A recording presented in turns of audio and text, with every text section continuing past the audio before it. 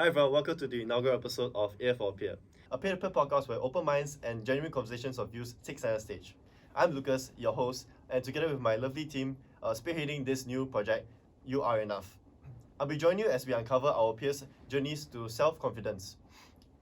Our aim is to improve youth relationships by helping you embrace self-love and provide mutual support through sharing inspiring true stories, and we want to let you know that no matter who you are enough. So without further ado, let's welcome our first ever guest of the series. We have Lucas. Thank you for coming down to this podcast. Hello. Thank you so much. Hello, I'm Lucas. You want to share about yourself? Oh, yeah, sure. I'm Lucas. I'm in real estate business. I'm year 2 currently. And my hobbies are badminton, and I love binge watching shows, especially like anime and like American shows. Nice. Same. I love American shows also, like anime as well. Yeah. So I guess we'll start with our first like mini icebreaker. So we have 2 truths and 1 lie. So I guess we can kind of like share our 2 truths and 1 lie. Okay. So you want to start first, or wait, how do you play the game? okay? So basically, we just provide us like 2 truths of like your life, and then like 1 lie, and then one of us will figure out which one is the lie. Yeah. So okay. Maybe I should start. Okay. 1 truth.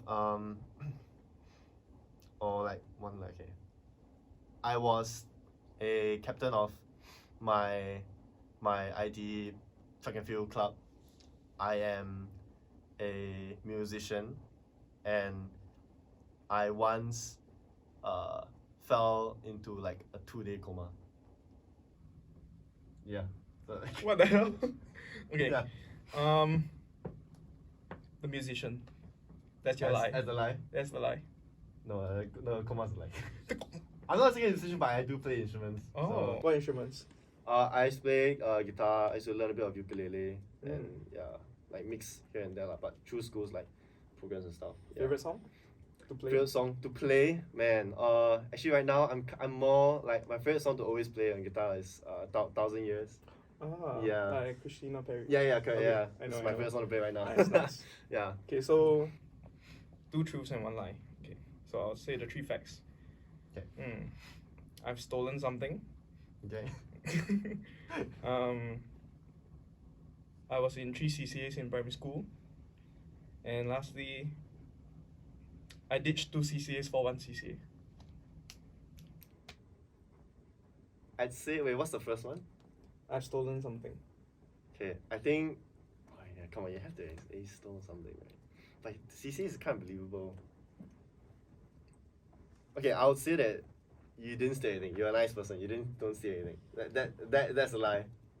No. Oh shit. Okay, I've stolen things. Cannot say it. My bad. I did not steal things yet. Okay. Okay, my answer. Okay, so I guess we just jump into the question. So are you generally a confident person? I think mostly I am, because of my upbringing and basically my whole life in general. Like, I've been taught that being confident should be part of yourself. Yeah, you shouldn't hide away yourself. That's nice to hear. So to you, what sort of defines like confidence? Like, how when people ask you, oh, like how are you so confident? So what's your like your main thing that you say? Like what defines? The main thing I would say is fake it till you make it. Fake it till you make it. Of course, like, and it also depends on how you like show yourself to people, and as well as how you take in people's advice. Yeah. So it's like when you receive like advice. Yeah, advice or like people's opinion. Like, how does it affect you? Like, if people give me a negative comment, it shows in the way of how it affects you. Yeah. Like how you respond to it. Whether you shy away from it or you go towards it. Right. So while growing up, where did you get that source of like self-confidence from? Like who, or maybe is there like a figure, or did it come from from within? I think mostly it will be from my mom. Yeah. From your mom. My mom, because like she's very outgoing as well. Like in our family, I think she has the most friends out of us. Yeah. Even like my sister and myself combined. And then like the way she talks to people, because I hang out mostly around my mom as well. Then like the way she talks to her friends, the way she talks to like people in the shops, like sellers, right? Yeah, also like that way it exudes confidence. And as well as like if there's a problem, right, she'll speak out about it. Like, I don't want to call my mom a Karen, but she'll definitely like become a Karen sometimes if needed. So I think I learned that like you need to speak up also. Like, you cannot just shy away from things. Right. You cannot just like let people step on you. Correct. So it's like you through your mom sort of like her personality, that's why you sort of feel like, oh, it's also okay to like speak up about yourself. Definitely. Like most of the times, like, it's also who I'm surrounded by.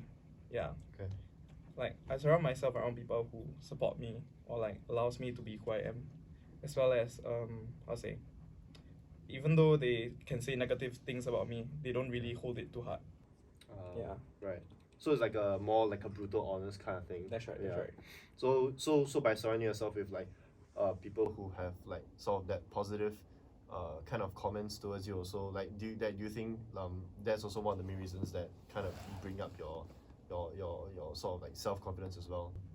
Definitely, because it allows me to improve in ways that like no other people can like tell me.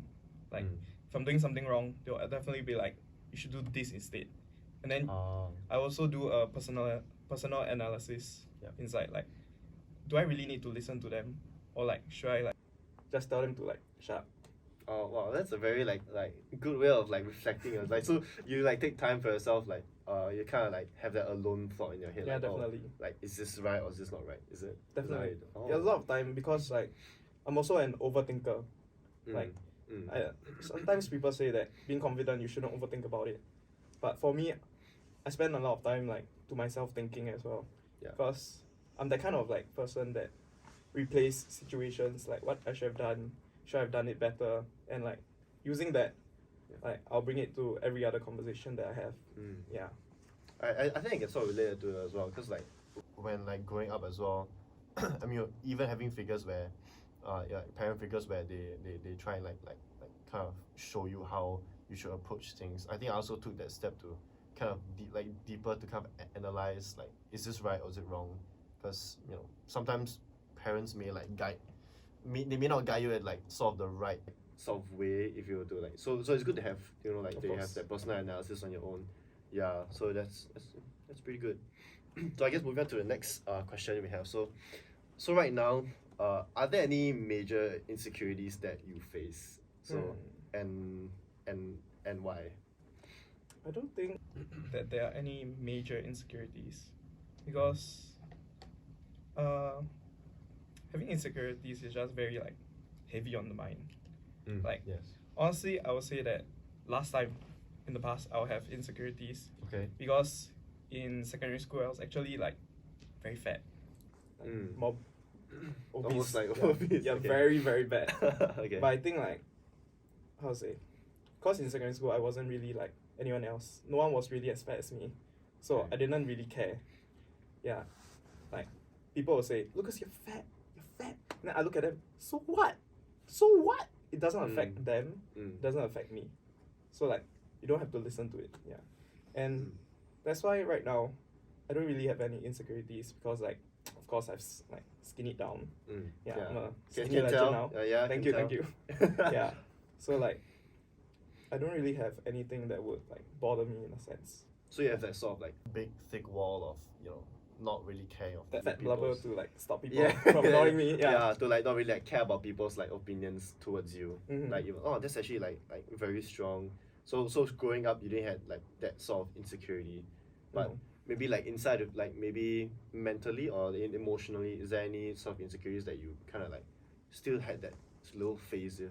Or of course I'll have like the moments where I'm like, I won't show it, but inside I'll be like, shit, maybe I should really change or whatever. Yeah. Right. I think that's also another one thing that like kind of affects a lot of people. Also, is like they have that like inner self to, like they have the inner anxiety or what. Then like they are afraid to. The inner voice. Yeah. But they kind of keep it to themselves. Of course. Right? Yeah. Do you often like keep it to yourself more, or?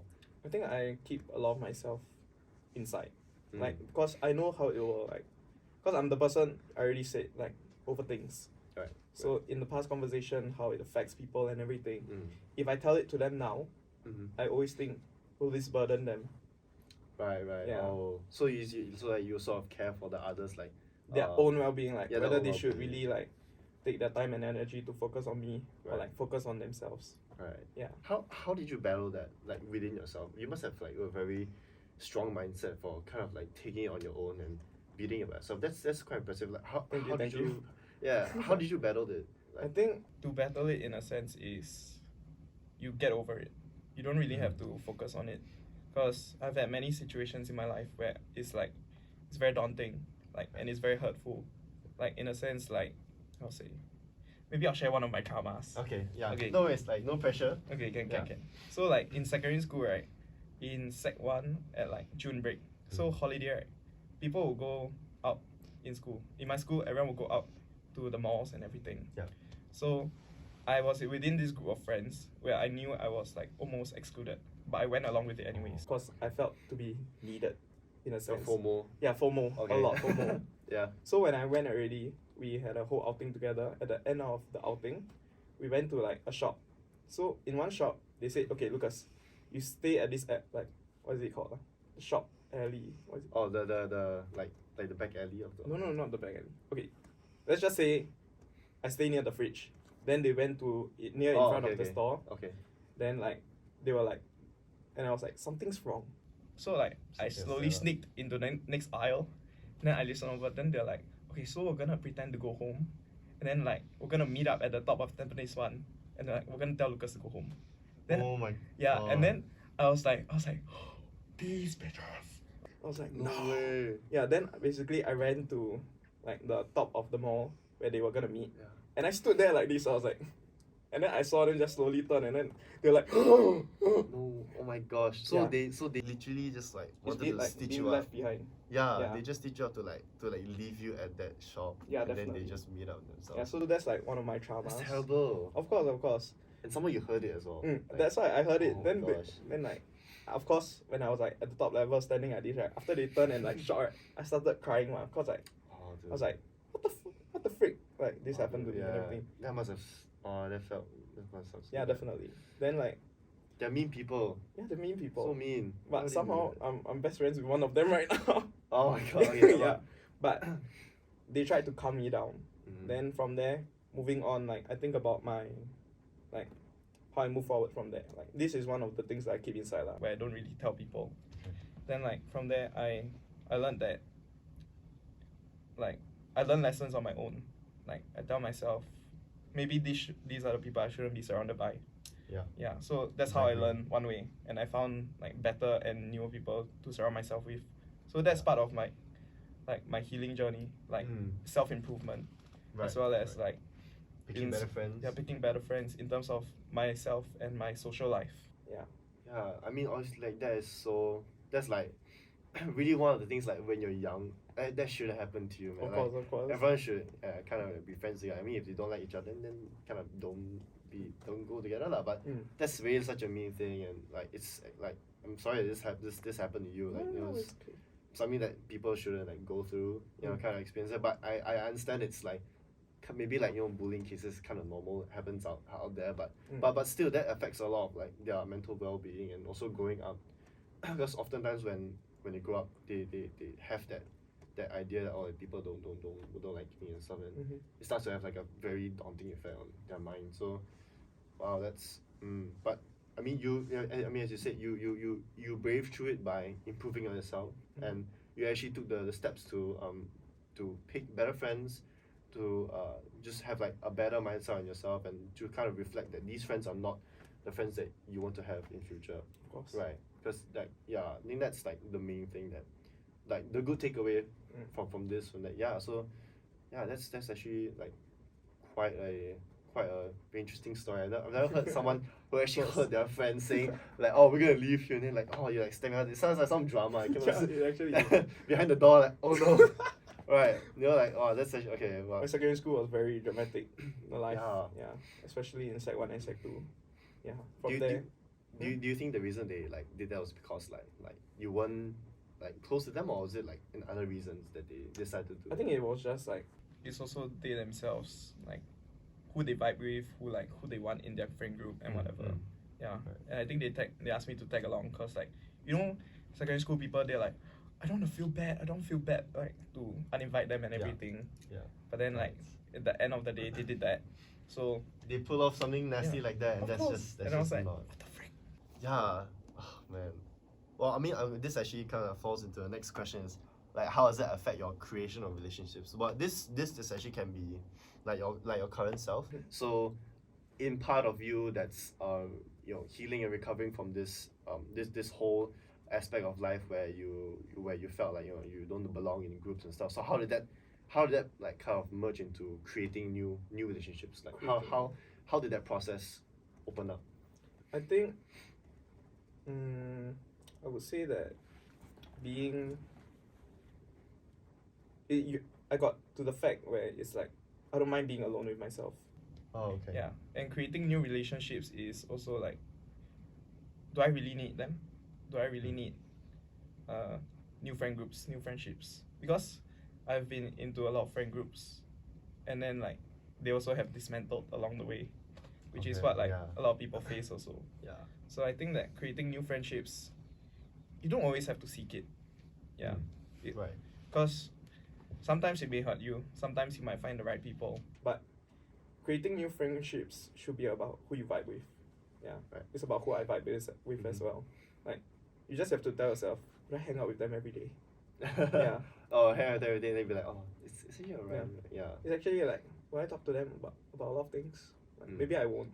So like, towards that, I'll say that creating friendships or like new relationships is not really like a top number one priority at times.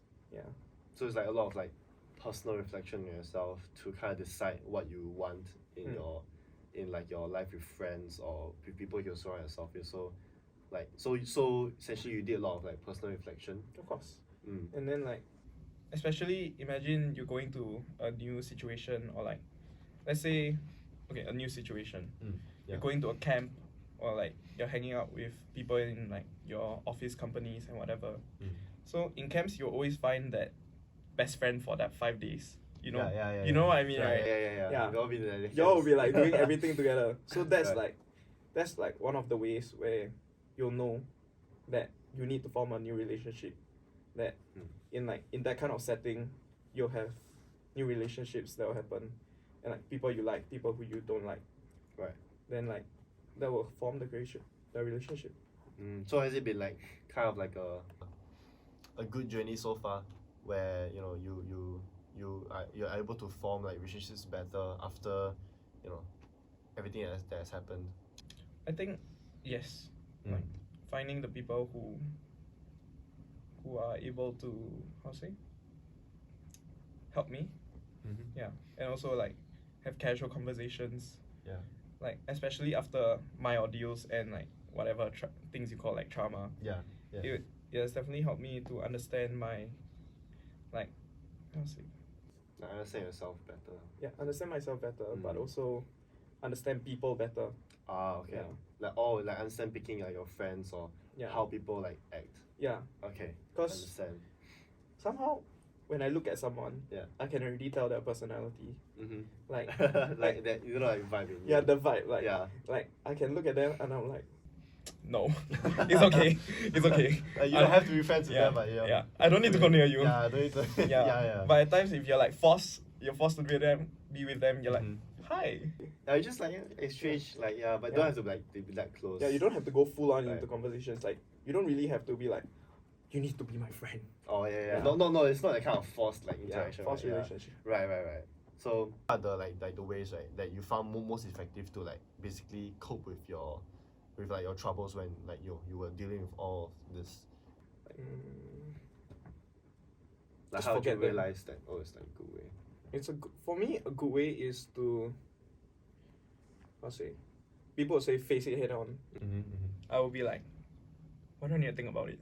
Oh, okay. Like the Lulu is the Salulu, like I don't need to be the problem. Like maybe I'm not the problem. Maybe something else is the problem. So you just have to face it in a way where it's like you have to take yourself out of it, like out of the whole situation. Right. And then like be like, was I really the problem? And then if it was, you just have to tell yourself, no, I wasn't the problem. So in yourself, you kind of like reflect on yourself and be like, you don't have to actually like really worry so much about it. But yeah, you don't have to like basically the whole time in the conversation or whatever or problem, you don't have to be like, oh shit, it's me, I'm the problem. Maybe I have to go away from it. Maybe I have to not. Right. Yeah, you don't have to do that. Yeah, like you are not the problem, I would say to the people. Yeah. There's a lot of overthinking as well, right? Definitely. Yeah, especially others, like I think for me also, when like at times when I find problems, like I always used to think like am I the one that's like doing this, then like I try not to think about it, and then like eventually like kind of like works out in the end where you have that time to be like, hey, actually I did the ones that's being like weird this way, like I'm the one that's trying to be like fine. Like it doesn't always apply to the next. It's also how people vibe towards you. Maybe exactly. Like they don't like work well with you, that's why they're like,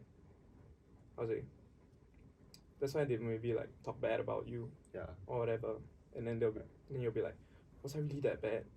And then like, and like not everyone has to like you also. So like if those that don't like you, then you don't have to be friends with them. You don't have to. Just kind of like deal with yourself, and if you find people that are great with you, they kind of go along with it. You bring them along on your journey. Exactly. Bring out some of the friends' journey and all of it. So I think that's also another like way that how others can like decide for themselves what's like good or way for them to cope. And for yours is like through like personal reflection, and you also said that you find the vibe in friends, and you actually pick the ones that are like great to you. I mean great towards you, and everyone itself are happy. Then if a happy group is like everyone's happy, right? So it's not like you have to force a relationship with others elsewhere. So that's So I think we come up with the last question here. So actually this is an advice segment. So any advice you would like to share to our viewers, that if you are facing similar difficulties out there, or those like in the past when you're young, any advice you have to share to our viewers?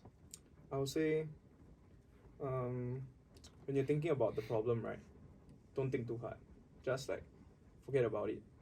Like unless it's really affecting your life, seek help from your friends, good friends, okay, not the people who will snitch behind you. Good friends. Find those good friends and then like tell your problems to them. Right. Fantastic. That's great advice. So now we have come to the end of the first episode. So a huge thank you to Lucas for coming on and sharing with us your experiences throughout your life. And be sure to check us out on our campaign links, all in our socials and Instagram and YouTube. And also, once again, we'd like to remind you all that you are enough. And I'll catch you guys on the next episode. You can find me on Instagram at tonglucas, tonglucas. Bye. Bye.